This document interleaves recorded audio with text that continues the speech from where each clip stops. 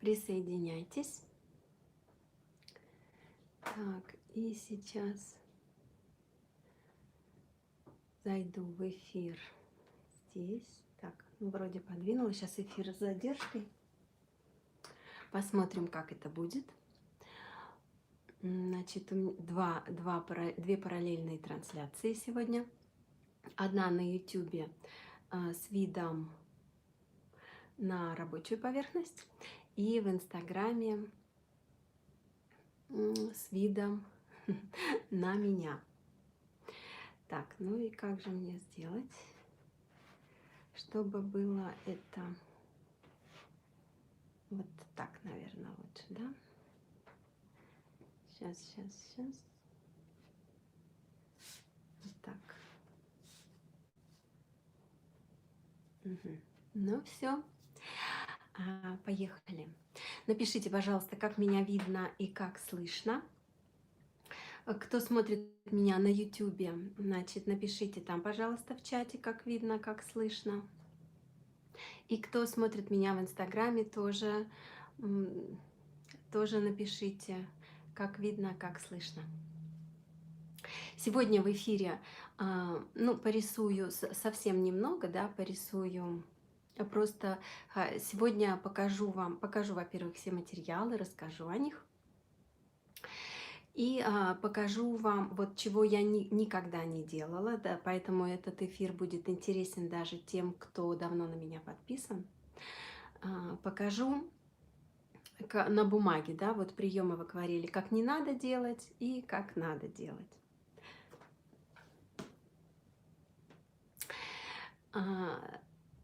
Так.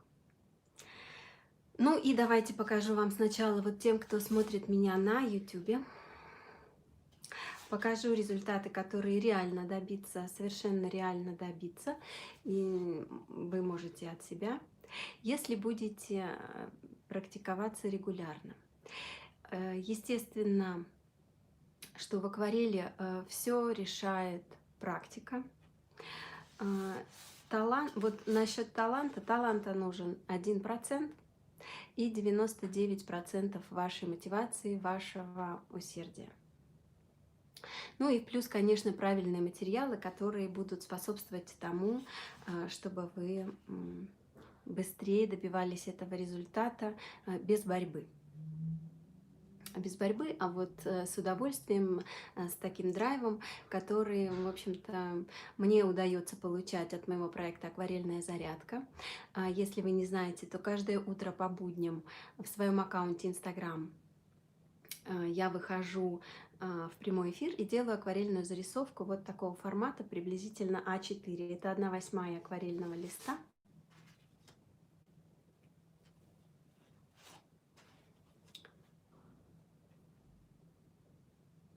Видно и слышно отлично. Ну, хорошо, спасибо за обратную связь.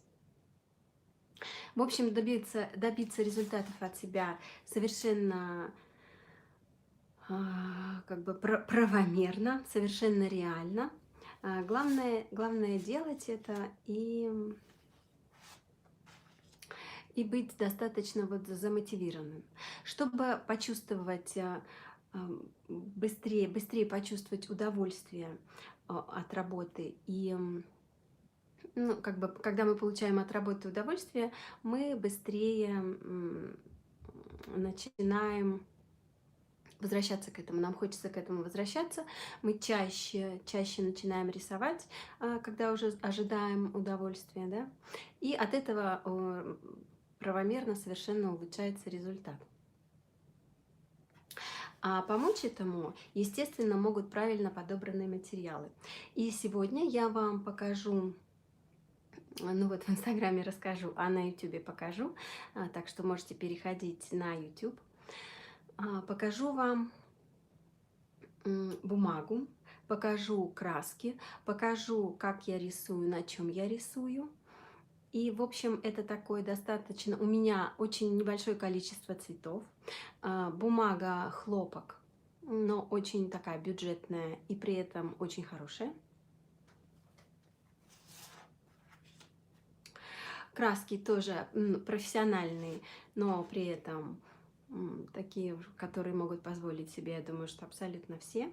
В общем, я вам покажу, если у вас нету пока, если вы только начинаете, у вас нету никаких особых своих предпочтений, вы можете воспользоваться вот этим моим набором, как бы моим набором инструментов, который откристаллизовался в процессе работы у меня.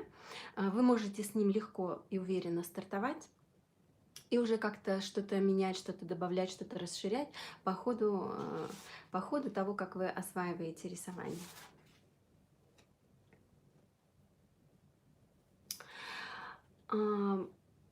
Значит, думаю, что имеет смысл представиться.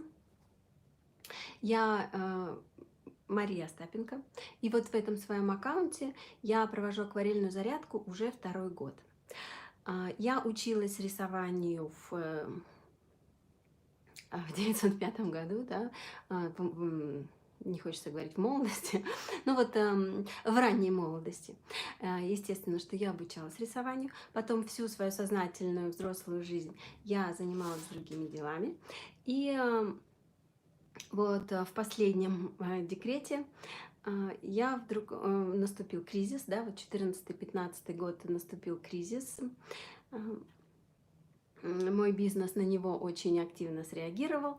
Я устала там от борьбы и вспомнила, ну, как раз вот я ушла в декрет, бизнес свернула и вспомнила, что я рисовала. И я начала рисовать, ну, вот просто как бы, просто для себя, просто, ну, просто как-то вот, чтобы заполнить освободившееся какое-то мое внутреннее пространство, вот, да, когда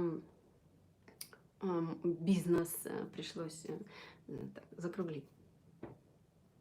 Я начала рисовать, и я, естественно, ну, как бы я ощутила на себе, что рисовальные навыки утрачены абсолютно. Безусловно, знания в голове есть, а рука не делает, на выходе не получается того, что я хочу. Я опять пошла учиться, и, естественно, практиковалась сама. Ну, все знают, я думаю, все знают, что декрет – это когда целый день твой мозг мучается от незанятости, да, а ночь ты можешь предоставить себе как-то своим каким-то увлечением. Вот у меня это все свободное время заняло рисование. Оно как бы развивалось, и я уже поняла, что я могу на этом что-то зарабатывать. Я рисовала на заказ. Ну и вот ровно год назад я поняла, что... Ну, это была масляная живопись в основном. И вот год назад я поняла, что хочу заниматься акварелью, что мне удобнее заниматься акварелью, потому что, ну, для квартиры, как бы, да, для семьи масло неудобно, удобно акварель, потому что ее быстро достал, быстро убрал. Она не пахнет и работы не занимает много времени, много места. Я перешла на акварель и начала рисовать просто вот, ну, просто сама для себя. Сделала отдельный вот этот отдельный аккаунт именно для акварели. Ну и так получилось, что люди начали ко мне, я начала рисовать в эфире, люди начали ко мне присоединяться. И вот имеем, что имеем. За год мой аккаунт, за год у нас сложилась очень хорошая команда акварельной зарядки. Аккаунт вырос до, ну вот на днях, я думаю, сегодня, не сегодня, завтра будет 13 тысяч подписчиков. И уже у меня есть опыт. Я провела уже несколько марафонов, о которых очень хорошие отзывы у их участников и очень хорошие результаты. Как бы и видно, и те, кто рисует со мной вот какое-то уже достаточно длительное время, у них тоже виден прогресс. У акварельной зарядки есть 2 хэштега собственных. Это Mostart01 зарядка и акварельная зарядка без подчеркиваний. Вот там вы можете посмотреть, там уже 1000 работ. И как бы, ну вот видим прогресс, да, те работы, которые вам понравятся, вы ну, можете отследить их авторов. Прогресс есть, главная практика. И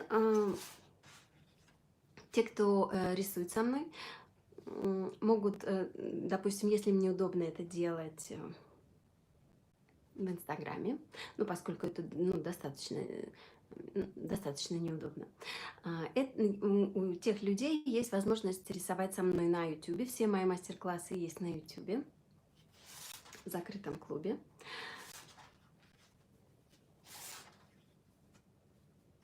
Так, ну и давайте я быстренько пролистаю, покажу вам работы. Все-таки мне хочется побыстрее перейти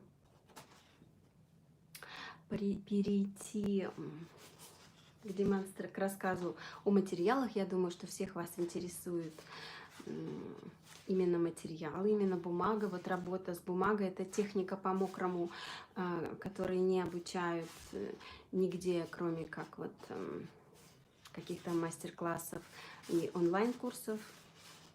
Ну, то есть это очень современные материалы, а классическое образование этим не занимается никак.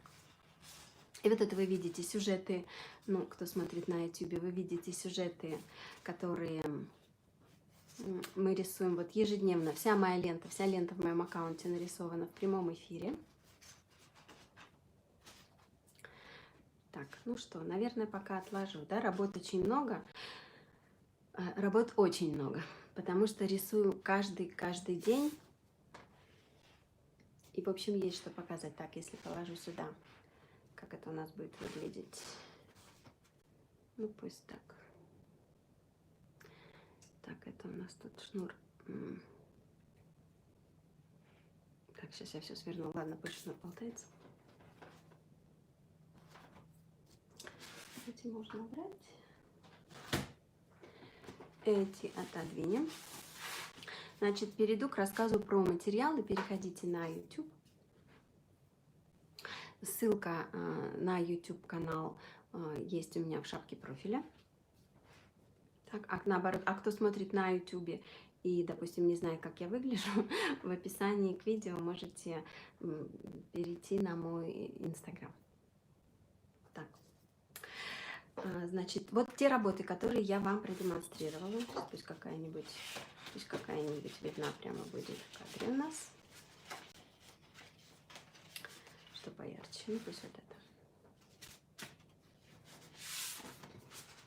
В общем, все работы, которые я вам продемонстрировала, немножко, конечно, в таком засвеченном варианте, я делаю очень ограниченным количеством цветов.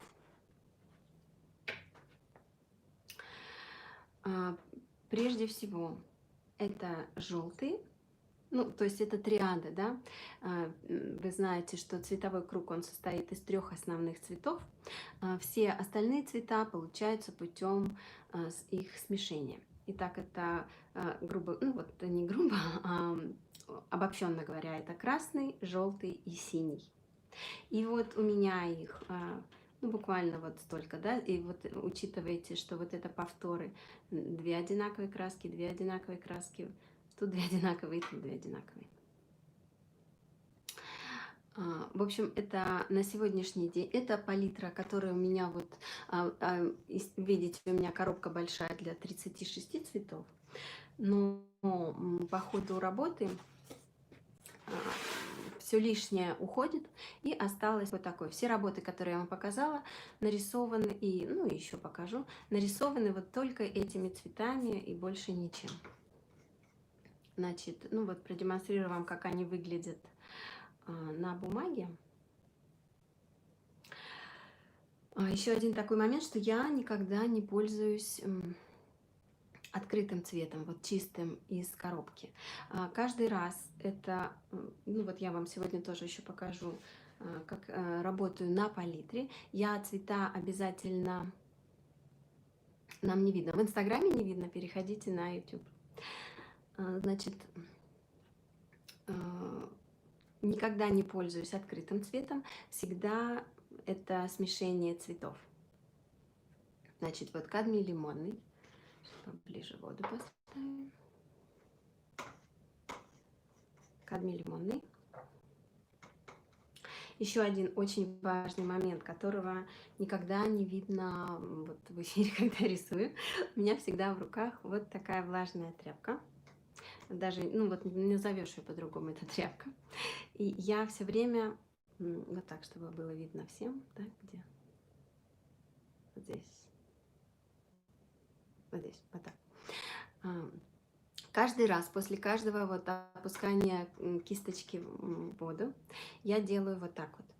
Степень отжима кисточки бывает разная в зависимости от задачи, и я вам ее сегодня продемонстрирую, вот когда я перейду к акварельной бумаге. Вот это у меня просто кусочек ватмана. Значит, вот это у нас кадмий лимонный был. Следующий кадмий желтый средний, но он появился у меня в палитре буквально на днях для получения какой-то более яркой зелени, да? Потому что, как видите, зеленой краски нету в моем арсенале. Все зеленые оттенки я намешиваю сама. Так, следующая, вот очень важная краска, которую я буквально вот, ну, можно сказать, настоятельно рекомендую к приобретению, это неаполитанская желтая. Она хороша буквально во всех работах, во всех жанрах, и в пейзажах, и в цветах, и в натюрмортах. Ну вот буквально везде она служит очень добрую службу. Я вам продемонстрирую это чуть попозже. Главная ее особенность в том, вот отличие от других желтых, что она не дает зелени при смешении с синими, вот такой откровенной зелени. Поэтому, когда вы рисуете, видно на YouTube, кому вот интересно то, что я показываю, переходите на YouTube, там камера настроена, направлена на стол. Значит, она не дает зелени, и это очень важно, когда мы рисуем небо. И это важно, когда нам нужно получить какие-то теневые оттенки на цветах. Ну, на цветках, вот так скажем. Так, следующее – это красный. Вот, ну, вот, как сказать, в основном в большинстве моих работ присутствует кадмий красный, но поскольку он все-таки вот гранулирует, буквально на днях я заменила его на киноварь. Оттенок приблизительно тот же самый, но не дает грануляции. Сейчас вот кадмий красный и киноварь. Вот почти то же самое. Следующая важная такая краска, ну вот тоже у меня их две тут с повтором. Вот здесь нарисую. Это розовая. Просто так, она так и называется, розовая. Ну и вот в данном случае, то есть не принципиально, какой оттенок красных вы используете, был бы он теплым, да?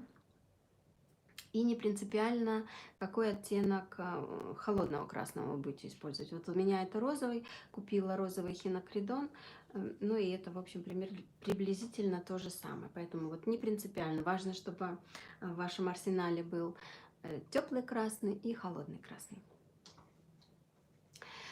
Дальше что? Голубые. Ну вот у меня две голубые краски. Кто-то из них цирулиум, кто-то из них кобальт-лазурный голубой. Вот я даже не знаю кто. Они лежат у меня в коробке рядом. И я прям набираю их вместе. Для чего использую? Для неба. Вот там, где такие, вот на небе именно голубые, когда оттенки, да, освещенное такое дневное небо. И для цветов они тоже вот очень хороши. Так, следующее это ультрамарин. Сейчас посмотрим, кто из них ультрамарин. Да, вот это ультрамарин. Ультрамарин. Очень красивый оттенок, но он такой опасный. Я вам сейчас расскажу. я вам сейчас расскажу, в чем его особенности. Значит, вот ультрамарин и мой любимый, мой фаворит вот вместе с неаполитанской желтой, это тоже новый цвет, индотреновый синий, индотреновый, вот так он называется. Так, а эфир будет сохранен. А то сегодня, да, эфир будет сохранен, ну, в Инстаграме он будет в IGTV и на Ютубе. Так, значит, ультрамарин. Ультрамарин, у них, вот как видите, у ультрамарина и у индотренового синего у них очень похожие тоже оттенки, но у них разные свойства. Вот ультрамарин, он гранулирует на работе, в работе. Индотреновый синий такого не делает. И ультрамарин, в чем его еще такое у него есть свойство, я вот не изучала эту тему как бы детально, да, как это называется, но вот, наверное, какая-то люминесцентность, флуоресцентность, вот какое-то такое свойство, когда на вашей работе, на рисунке он смотрится спокойно, а если начать эту работу фотографировать, то он внезапно загорается ярче всех остальных цветов, которые вот, ну вот, ярче тех участков, где его нет. То есть если, как правило, вот чтобы получить какой-то темный цвет, что-то фоновое, такое спокойное, да, я смешиваю красный с синим, ну, я покажу вам, и добавляю туда еще другие. И вот хочется, чтобы этот темный фон был очень спокойным. А получается, что при фотографировании все загорается, начинает светиться, фон получается активнее того, что он, в принципе, должен был просто поддерживать, как бы, ну, быть таким незаметным. Он, ну, в общем, все может разрушиться легко при использовании ультрамарина. Поэтому так с ним осторожно. Чаще я беру индотреновый синий.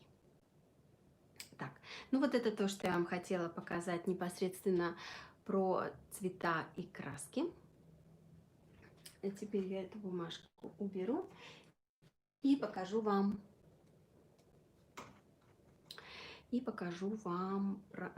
бумагу. Так, сейчас надо по-другому расположиться. Так, это сюда. Давайте поменяю картинку, чтобы было что, чтобы вам было что разглядывать. Ну вот, пусть вот это будет красиво, да? Интересно.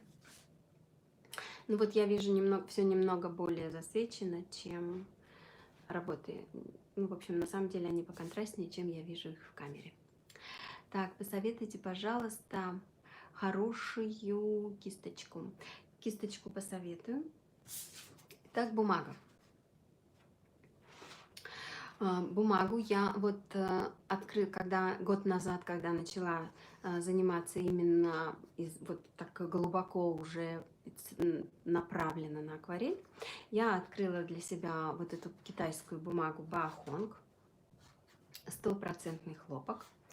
Она хорошая, ну вот очень хорошее у нее свойство, очень прочная фактура.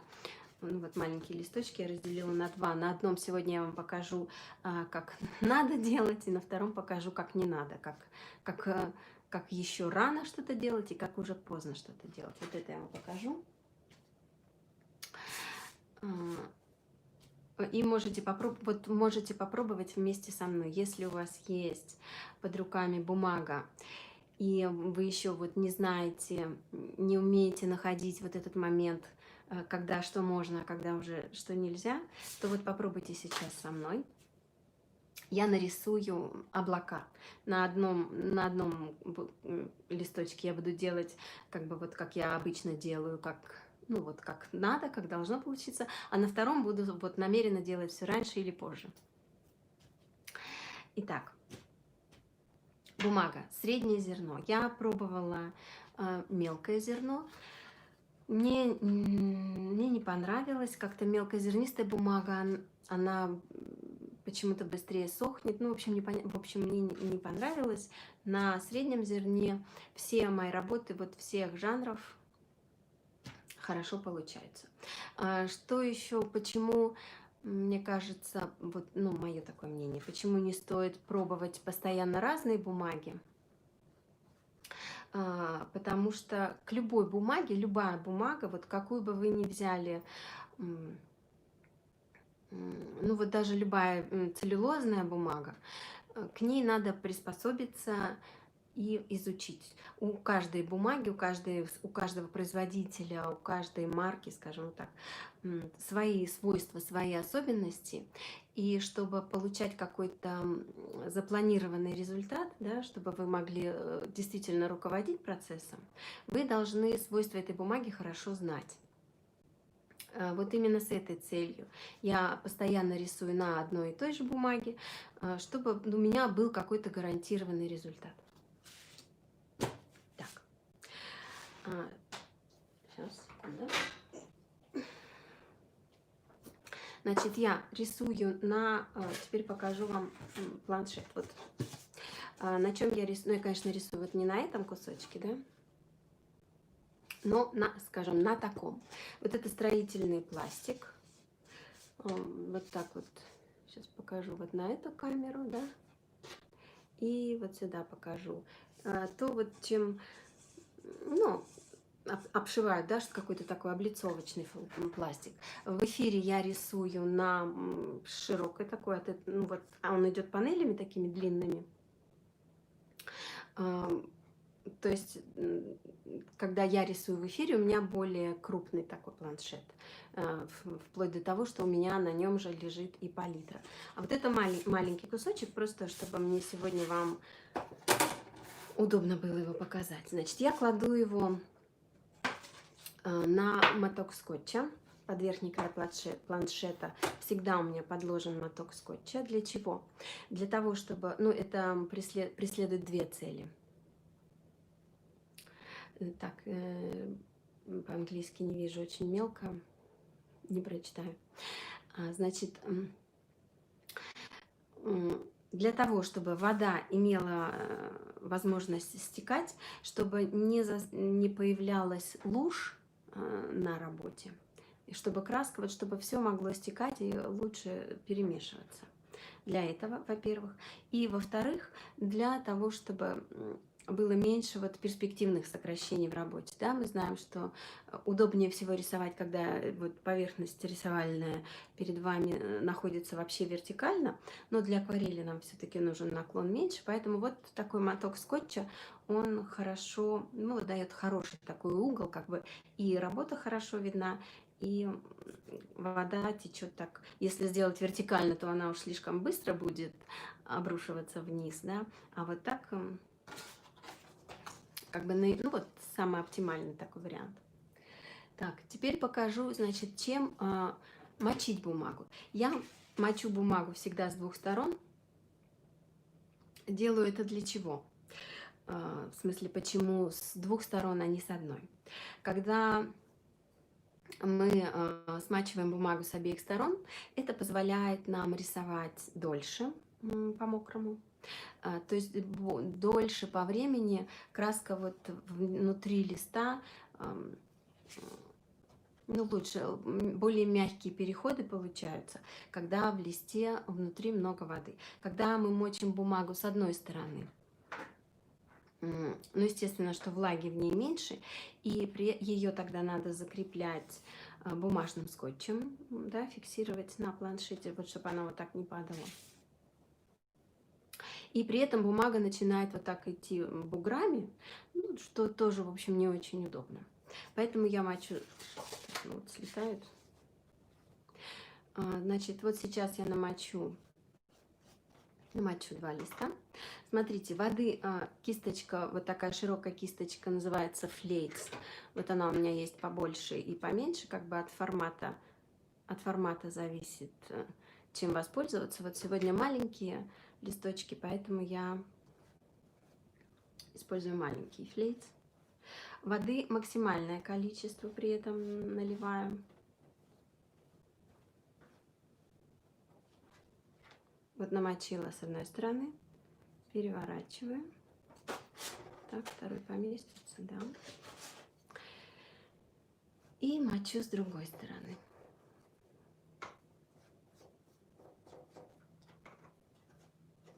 Максимально, вот прям, чтобы у листа была возможность пропитаться этой водой.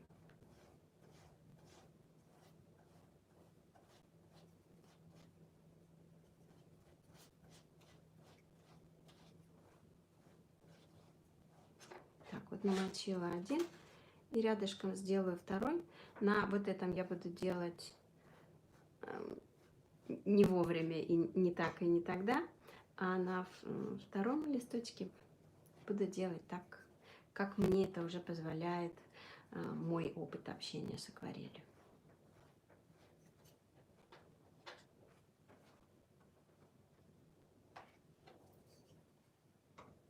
Так, скотч, скотч вы из строительного магазина берете. Бумажный скотч, ну, вот у меня в художественном салоне в моем городе, да, продается хороший бумажный скотч прямо вот в художественном салоне. Ну, покупала и в строительном, не имеет значения, где вы купите этот бумажный скотч. Он, в принципе, одинаковый. Разная только ширина у него. Узкий, как бы, узкий предпочтительнее. Так, вот я намочила бумагу с двух сторон. Теперь надо дождаться, ну вот сейчас для Инстаграма покажу. Вот на планшете, не видно. Не видно. На планшете, в общем, приклеились два листа бумаги. Приклеились за счет воды. Теперь мне надо дождаться такого момента, чтобы поверхность бумаги подсохла, вот чтобы она у нее сейчас, вот когда я намочила, у нее такой, ну, мокрый блеск такой, да, глянцевый, абсолютно она мокрая. Мне надо дождаться теперь, чтобы поверхность бумаги стала сухая практически, то есть она вот перестала, ну, она не сухая, вот как это, ну, вот это надо пробовать самому, тут только личные вот ощущения, вот. Она не сухая будет, но мне надо, чтобы она перестала блестеть. И когда вот так пальцем по ней провожу, проверяю, вот чтобы лист такой холодненький, потому что он мокрый, но бумага уже не блестит. Вот этот момент надо научиться ловить, потому что если... Ну вот сейчас я на одном попробую, ну вот сейчас поболтаю, да, пока сохнет. Ну не сохнет, вот, а пропитывается. На одном листе я начну раньше вот этого момента, а на другом вовремя. Так, сейчас я открою себе референс. Нарисую облачко такое. Ну, поскольку облака, я думаю, что вам будет интересно нарисовать облако, да, вместе со мной. Здравствуйте, вы переверните камеру, чтобы наглядно было. Переходите на YouTube. Вот на YouTube там картинка горизонтальная, камера направлена на стол. Просто выйдите из эфира, из Инстаграма, зайдите вот в мой аккаунт, там увидите ссылку под описанием, да? Нажмите на нее и там перейдите на мой YouTube канал. Так. То есть Инстаграм сегодня в режиме говорящая голова, как бы больше для тех, кто не знает, как я выгляжу, а YouTube именно вот для демонстрационной части. Так. Ну вот еще явно рано. Сейчас я возьму палитру. В качестве палитры я использую, сейчас вот вам покажу, как...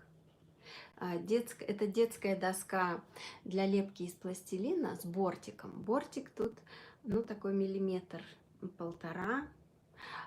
Ну, вот даже, ну, то есть вот этого бортика мне хватает, чтобы у меня ничего никуда не убегало, да, при том, что когда я рисую, вот в эфире зарядки, когда я рисую, палитра лежит у меня непосредственно на планшете. Планшет у меня вот не тот, что сейчас, а планшет у меня большой. И на нем помещается и лист бумаги, и палитра. Так, как мне сейчас я посмотрю, как мне лучше разместиться, чтобы было видно. Сейчас так, чтобы все поместилось, и краски, и палитра. Воду поставим сюда. Вот так, наверное, будет. Чтобы все, да, вот так, да. Угу. Отлично. Так, итак, вот помните, что в левой руке у меня всегда влажная тряпка, и я выжимаю ею кисточку. Вот так. Этого не видно в кадре, ну потому что это вот происходит вот где-то здесь ближе ко мне, да, а работа впереди. Но я всегда делаю. Почему не кладу какую-то губку, вот, допустим, рядом с ведром с водой, и просто, допустим, в нее не тыкаю кисточкой? Потому что вот когда я делаю это в ручном режиме, я регулирую вот именно это количество влаги. Так, ну и вот поехали уже вот сюда, надо ехать. Так, картинку проверила. Теперь открою себе референс с облачком. Значит, вот здесь сейчас еще рано. Рисовать еще рано, бумага еще блестит. Поэтому я вот вам покажу, что получается, когда мы, когда фальстарт такой получается. Итак, это будет облако такое на просвет в контражуре, красивое. Сейчас я беру, значит, неаполитанцы. Я забыла. Мамочки мои. Нет, не мамочки. Я отложила из коробки ненужные краски и забыла при этом, вот когда я вам показывала, забыла про сиену жженую. Вот еще она моя милая. Ну, ее к красным мы отнесем к группе красных, да? Вот я про нее забыла. Так. Значит, взяла для облаков неаполитанскую желтую. Смешаю ее с чем? Ну, немножко вот с голубой, с какой-то. Так. И вот сюда. Но сейчас не будет видно, здесь все растекается. Но вот когда начинаем рано, тогда краска ежами, прям вот так ежами расходится, и все утекает. Так, поэтому на эту сторону пока не пойду, сделаю на этой.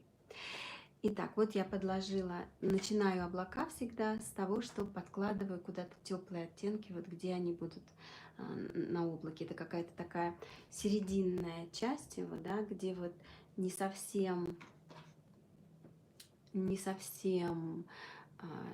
ну вот, не те участки, которые совсем освещены, которые совсем белые, и не те, которые совсем в тени такие насыщенные. Вот середина, полутень, полутон. Так, и вот сюда делаю. Ну вот это рано. Вот я намеренно делаю это сейчас раньше, чем нужно. Поэтому вот здесь на, скажем так, на чистовике пока не начинаю. Вот рано. Так, теперь наберу что? Следующий по темноте оттенок, да? Акварель ведется от самого светлого к самому темному.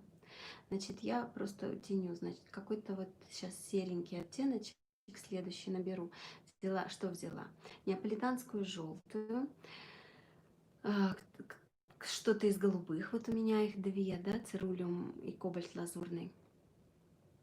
Ну и что, чем-то еще надо утемниться. Красный. Не то, голубой. Ну вот такой средненький, серенький. И вот я кладу его куда-то, и он слишком утекает. Вот слишком. Вот рано. Это когда рано. Вот тот момент, когда рано. Вот видите, вот это вот. Сейчас я покажу для... Нет, в Инстаграме не покажу. Значит, кому интересно вот то, что я рисую, переходите на YouTube. Вот краска расплывается такими вот как бы, ну вот разводами прямо, она расходится. И это неуправляемая такая ситуация. Куда потекло, туда потекло.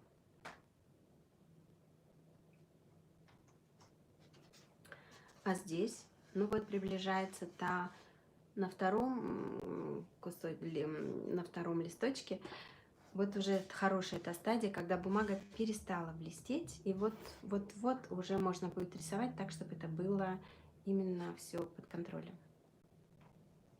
Так, набираю вот здесь, где рано, набираю, ну прям вот уже косяк, уже видно, что это здесь не то, что надо. Значит, беру индотреновый синий, ну мне надо утемняться. Беру индотреновый синий и приглушаю его сиеной жженой, вот про которую я забыла, когда рассказывала про свои цвета.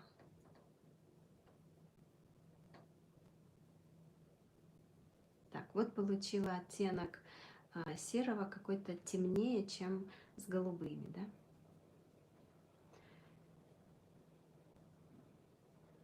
Ну вот кладу его уже в нижнюю часть облака. Вот так. Ну и вот расходится вот слишком, сейчас уже, может, вот это будет видно. Нет, засвечено, нет, не видно, бесполезно. Расходится сильнее, чем этого хотелось бы. Теперь попробую, вот уже готова к рисованию вторая часть бумаги. То есть буквально, вот как видите, прошло буквально там 2-3 минуты. Не вижу, какой-то комментарий был. Тот, что про наглядность. Наглядность на YouTube, переходите. Прошло буквально вот 2-3 минуты между тем, как было рано, и вот все растекается куда попало, и между тем, вот когда пора. То есть что вам даст, что вам поможет научиться ловить этот момент? Вот ничего, никакие советы, кроме личного опыта и количества подходов. Вот больше никак. Так, значит, набираю заново то, что я делала с этой стороны. Теперь намешаю то же самое. Значит, неаполитанское желтое, немного голубой. Просто чтобы вот ушла такая яичница, да, которая не нужна в облаках.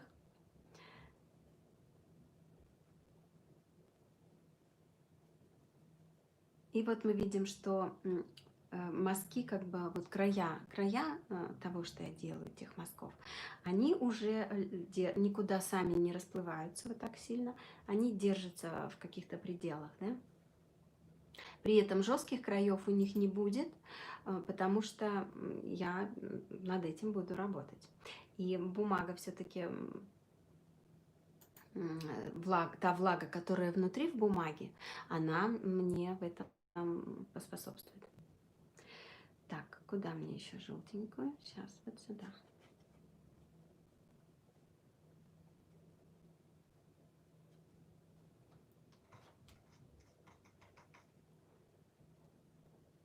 Так, ну вот так. Теперь на утемнение могу воспользоваться вот этим цветом и добавляю. Вот все то же самое, только в другой момент, и получается другой результат.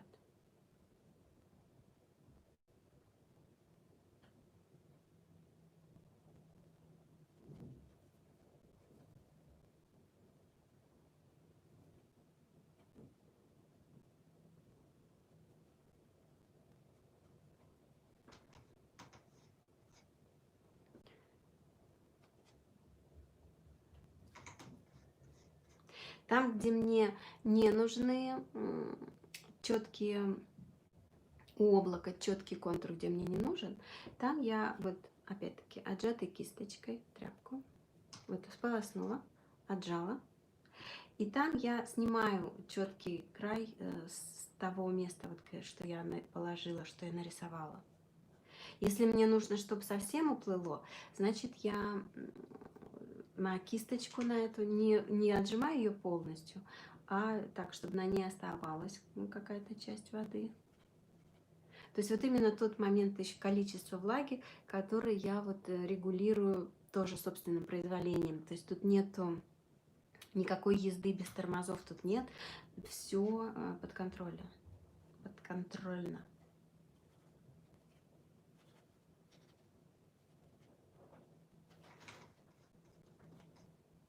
Так, вот здесь сниму тоже, вот отжала кисточку и смягчила край, чтобы они все были такие, ну вот, газообразные такое облако, чтобы получилось, да?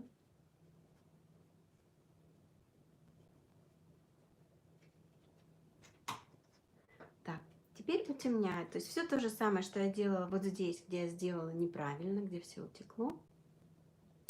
Просто подождав еще пару минут, вот на пару минут позже, ну, может, на 3 минуты позже, да, когда я вот это делала, минуты 3 назад, может, 5. Смешиваю опять синий с сиеной жженой. Так. И добавляю темный.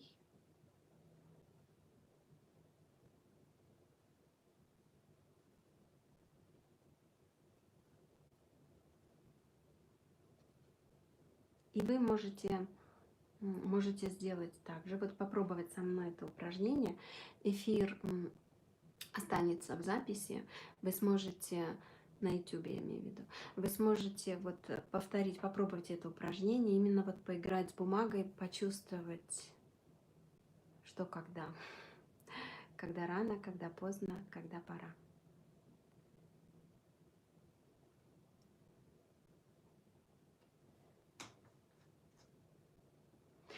Непосредственно вот с облаками, что еще важно отслеживать, важно смотреть, что получается в общем и целом, чтобы так не получилось на вашей работе, что вы не заметили, как у вас по небу поплыл там крокодил или дельфинчик или пирожок. Вот этому тоже надо уделить вовремя свое внимание. Так, вот здесь, где мне не нужна никакая конкретика вообще, я отжатой кисточкой убираю.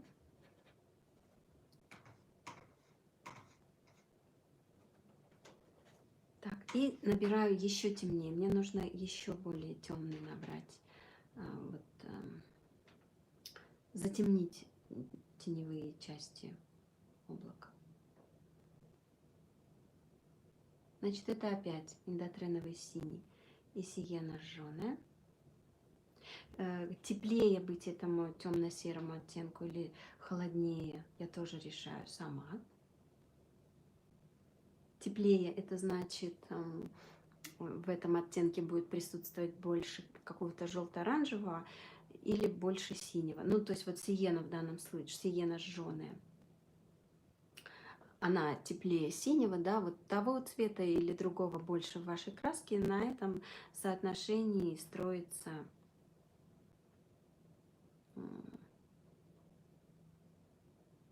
тепло-холодность. Просто вот чего больше, чего меньше. Так, вот я затенила.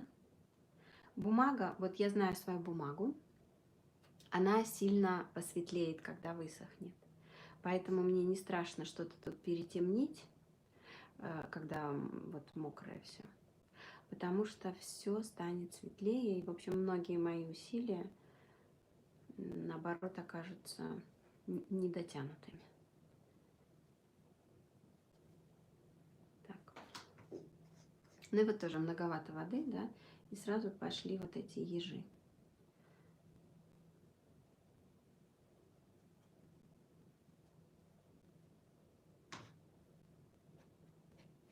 Значит, стараюсь этим делом поруководить.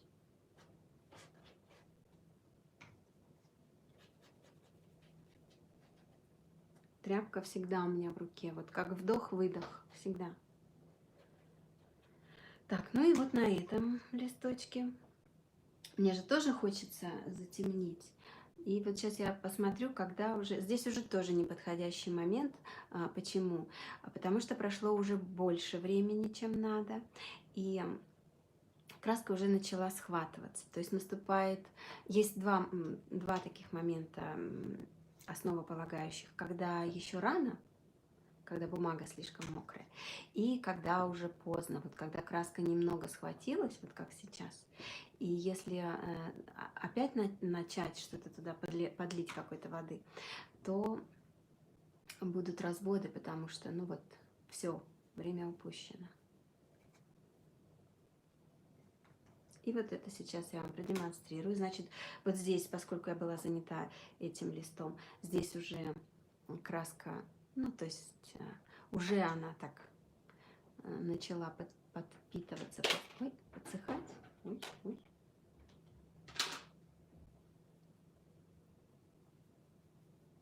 Ну, то есть вот по-хорошему уже поздновато. Ну, а может вот еще и нет. Много воды было, значит, вот все-таки нормально. Пока нормально.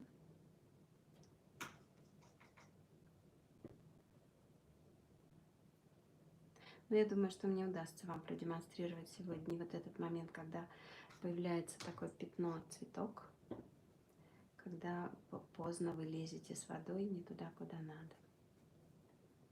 Так.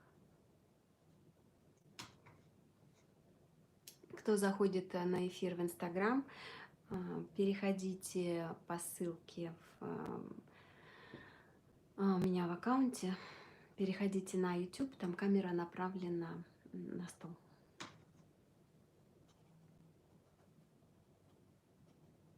Вот, получилось.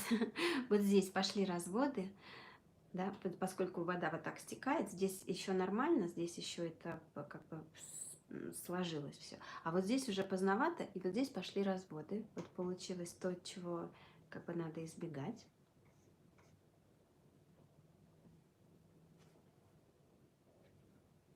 Отжимаю кисточку, и вот здесь подбираю то, что вот слишком вниз потекло у меня. Каждый раз вот так. Вдох-выдох, вдох-выдох.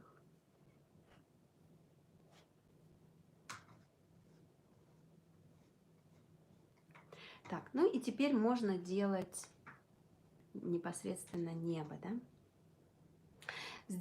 Небо пора делать сейчас, поэтому вот сейчас я сделаю на той части листочка, где вот все идет как надо, и в запоздалом режиме сделаю на том листочке, где я вам сегодня демонстрирую ошибки. Так, небо. Значит, для неба, вот ближе к самому облаку, я возьму голубые. У меня это цирулиум и кобальт лазурно-голубой. Так, ну вот слишком ярко. Ну ладно, пусть будет ярко, да, пусть будет красиво. В принципе, можно немножко их вот сюда смешать. И вот как раз вступает работа с палитрой, когда палитра большая, и есть где повозиться. То есть я могу любую лужу, почему еще я использую палитру без ячеек, вот она у меня большая и не разделена на ячейки. Это, то есть этим я пользуюсь для того, чтобы цвета я одну лужу могла подвести к другой, подвести от слова вот возить, да, подвезла одну к другой, рядом где-то не понравилось, заехала с другой стороны. В общем, я использую это в своих целях. Так, вот залезла в ультрамарин, а здесь у меня был эндотреновый синий, значит, не то.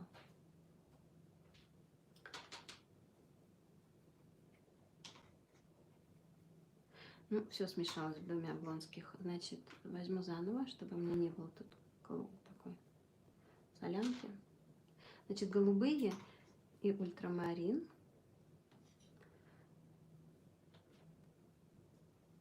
Очень ярко. Нет, не ультрамарин, эндотреновый синий.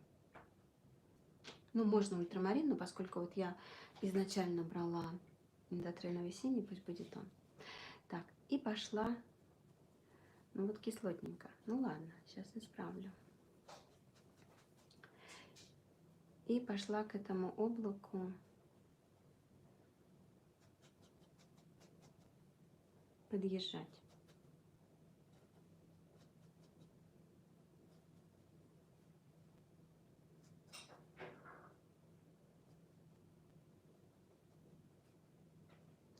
где-то я оставлю четкий край, да, вот если освещенная будет, а где-то соединю, чтобы там мягко краски слились.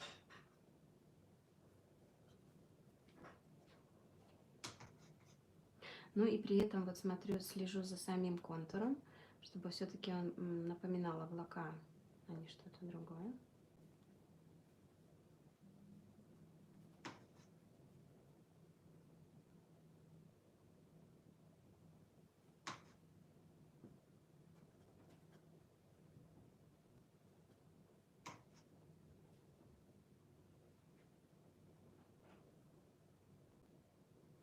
Все время в левой руке кисточка, ой, тряпка. И количество воды на кисти я регулирую.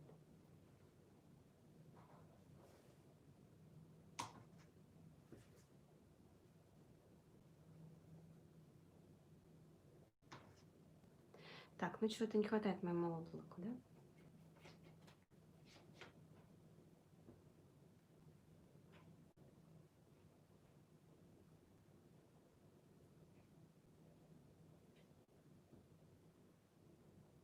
Какую-то поинтереснее форму ему надо сделать. Ну вот тоже ж так, ладно, что выросло, то выросло.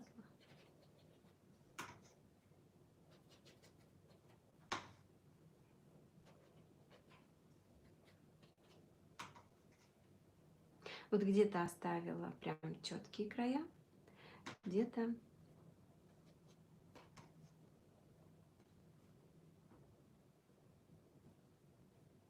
вот отжатой кисточкой. И вот там у меня на фотографии, с которой я рисую, так прям совсем красиво можно сделать. Вот так что-то кисточкой прям.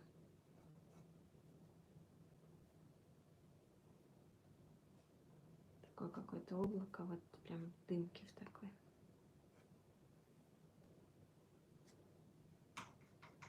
Так, ну и края неба все-таки по правилу хорошего тона, хорошего рисовального тона, края неба надо сделать потемнее. Значит, я набираю индотреновый синий, еще сиену жженую. Так, и с углов вот свой рисунок затемню.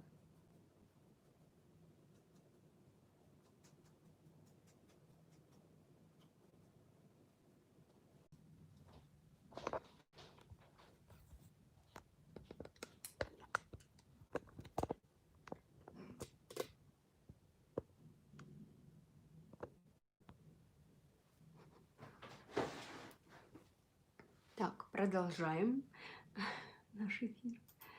Здесь перезагрузились, здесь.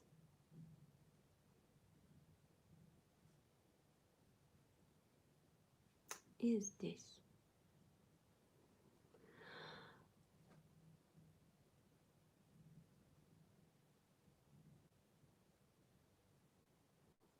Присоединяйтесь заново.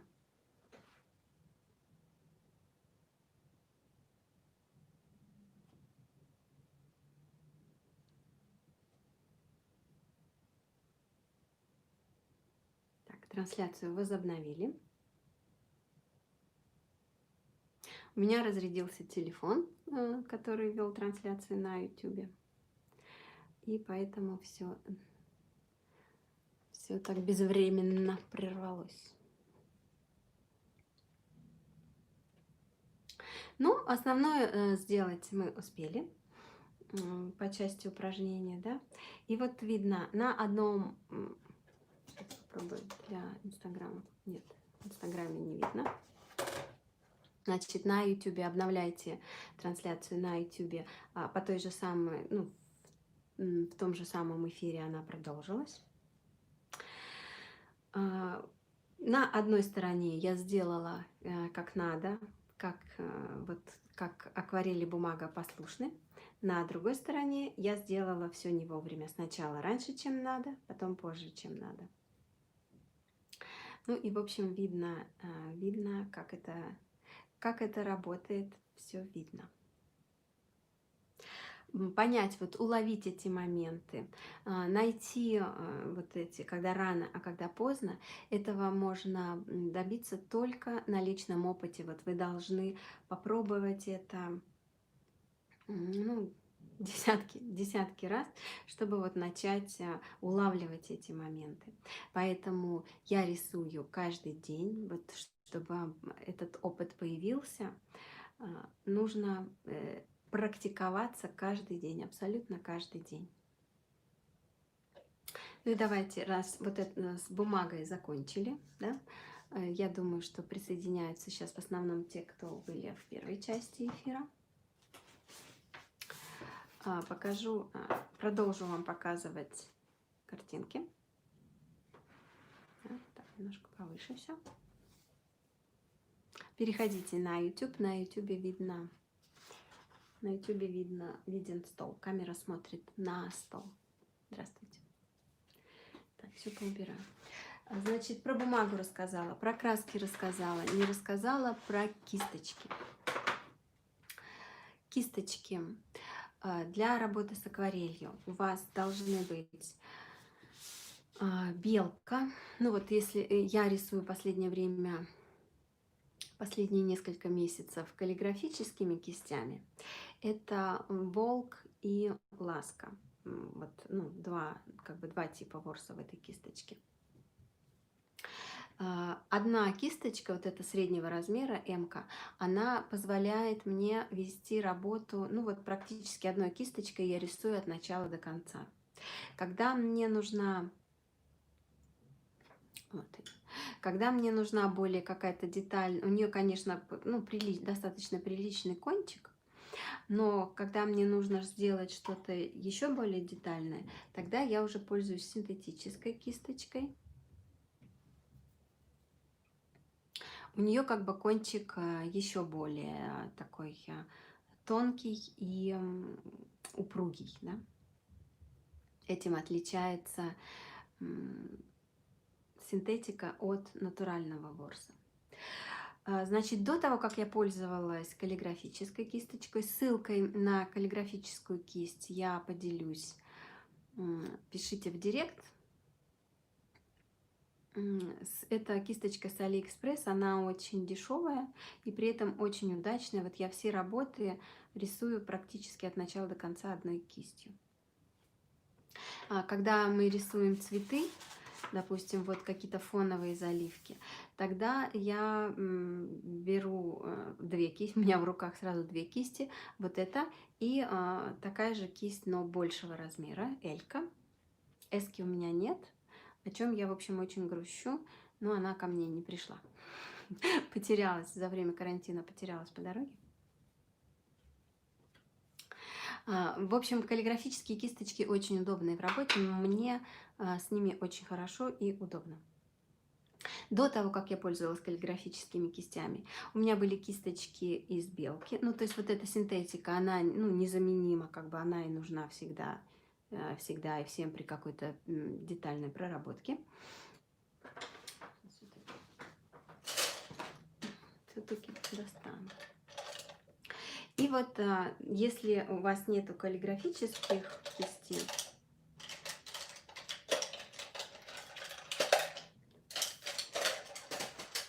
то вам понадобится вот белка покрупнее и белка поменьше. Они, когда намокают вот в мокром виде, они тоже такие достаточно остроносенькие. Кончики у них хорошие, но вот сейчас как бы им нужно время тоже, чтобы водой пропитаться. У них достаточно хорошие кончики, но чем отличается белка вот от синтетики или, допустим, от каллиграфической кисточки? Тем, что она очень мягкая, на нее нет опоры. Вот хоть кончик и острый, но прорисовать им практически ничего нельзя, потому что она вот на нее не опереться никак, ни в малейшей степени. Беличьи кисточки хороши именно для заливок. И если у вас нет каллиграфической кисти, то вот вам понадобится примерно вот такой набор. Белка большая, вот круглая, миллиметров 8 у основания, можно поменьше. Миллиметра 3-5 белочка средняя, вот основная часть работ придется на нее. И синтетика. Ну вот мне нравятся вот эти кисти Pinax, серия High-Tech. Тоже я смотрю, номер я никогда не смотрю, смотрю на диаметр основания кисточки, вот чтобы он был 3-5 миллиметров. Она при этом держит в себе достаточно большое количество воды, и если бы она была потоньше и поменьше, короче, получается штрих. А так из-за того, что она сама по себе достаточно такая большая и объемная, в ней много получается краски, много воды, и штрих длиннее можно сделать. Так, ну и покажу еще работы. Значит, если вы уже рисуете со мной, уже любите акварельную зарядку, да, но вам как бы уже поднадоело рисовать чужие мастер-классы, значит, в этом случае я предлагаю вам сделать такой прорыв, рывок к рисованию с натуры. Рисовать с натуры на самом деле очень полезно. И вот если перебороть в себе вот этот страх, да, что как же я же могу только по фотографии, только повторять за кем-то. Вот если вы сумеете перебороть в себе этот страх, а со мной вы сумеете это сделать, я приглашаю вас на курс «Акварельный драйв», где участники будут рисовать только с натуры. И только свои работы. То есть на этом курсе у нас будет, курс будет длиться 2,5 месяца. Там будет 8 тем. Сейчас я включу себе, открою шпаргалку.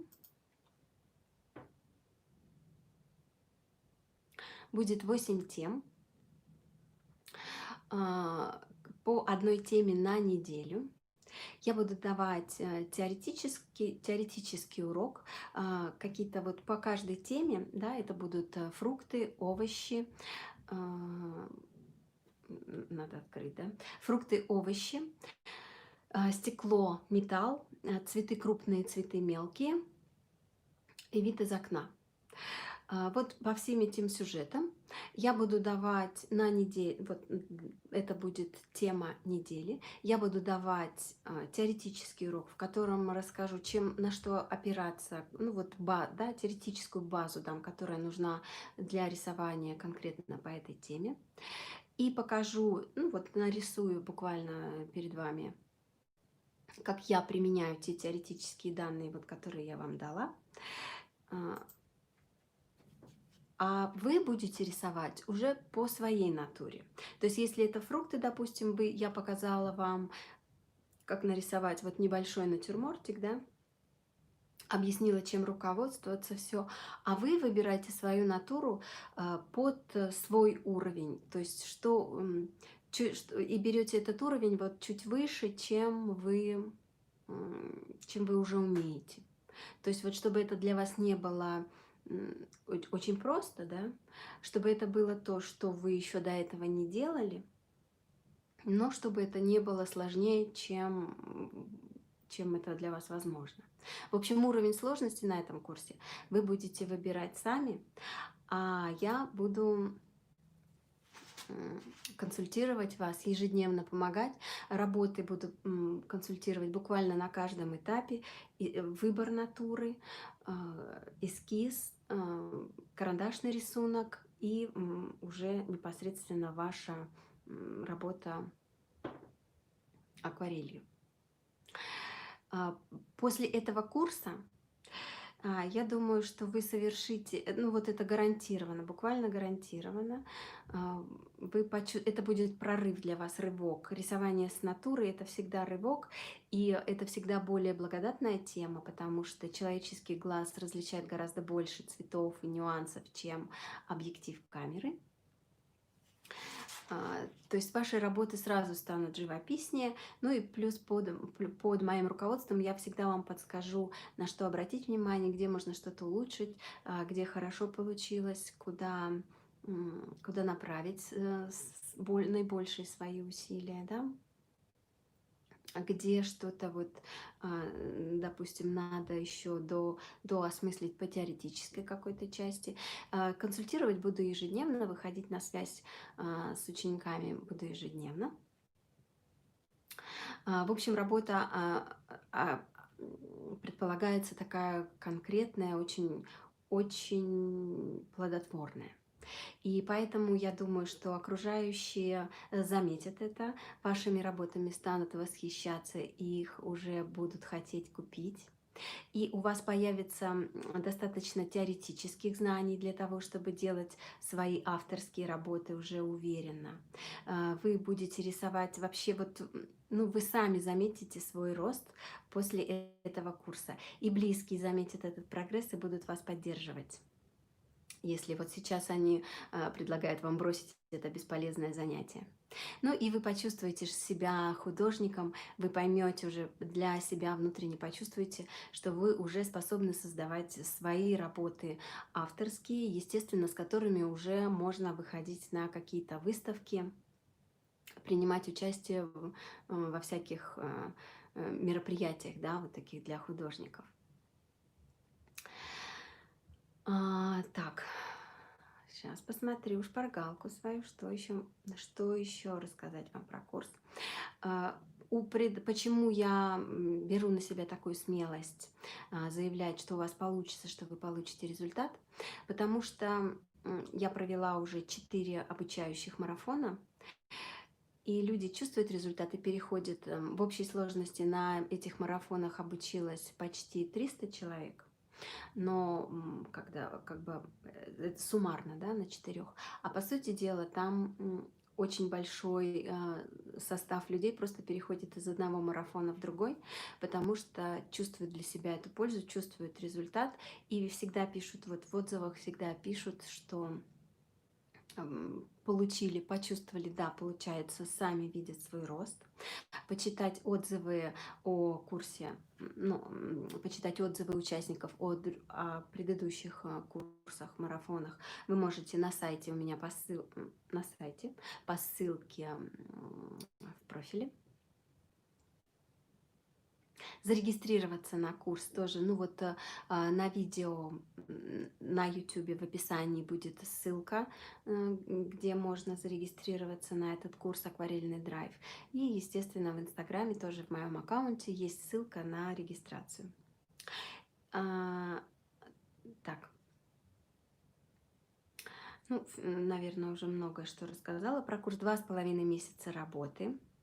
8 тем, ежедневная связь, чат поддержки будет в Telegram. Вы обязательно будете чувствовать себя вот в этом обучающем потоке, который это дополнительная мотивация для вас, когда вы видите работы тех, с кем параллельно вы рисуете.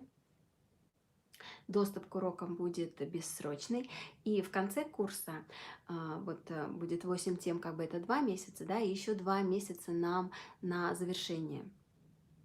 И вот по окончании курса, в конце курса, у каждого будет 1-часовая консультация именно вот по его работам, по итогам его работ, также на что обратить внимание, куда двигаться. Стоимость курса 6000 рублей.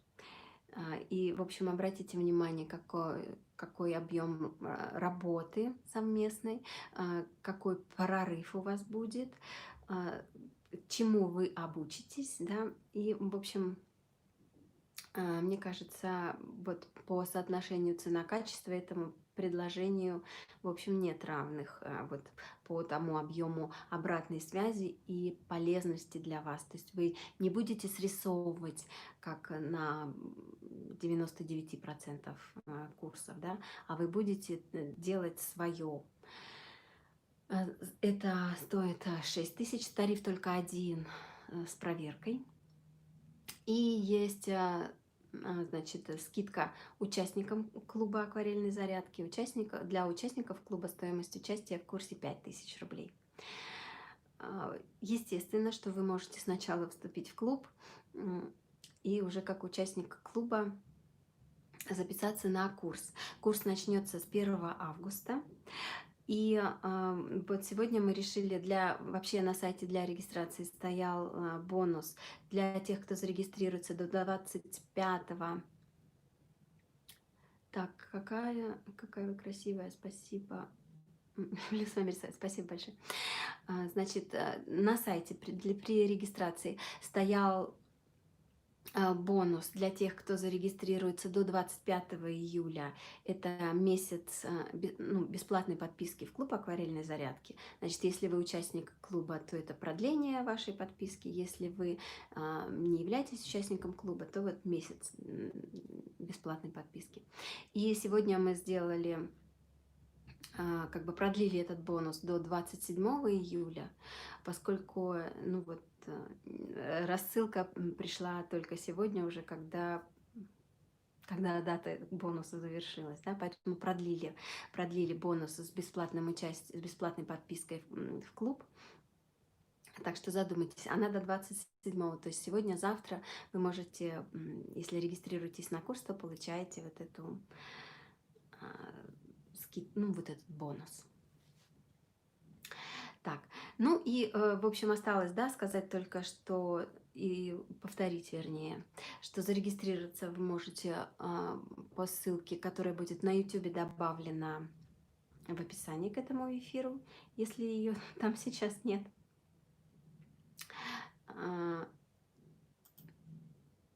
Либо по ссылке у меня в профиле Инстаграм. Как бы основная моя площадка деятельности пока что это Инстаграм. Ежедневные эфиры зарядки проходят в Инстаграме.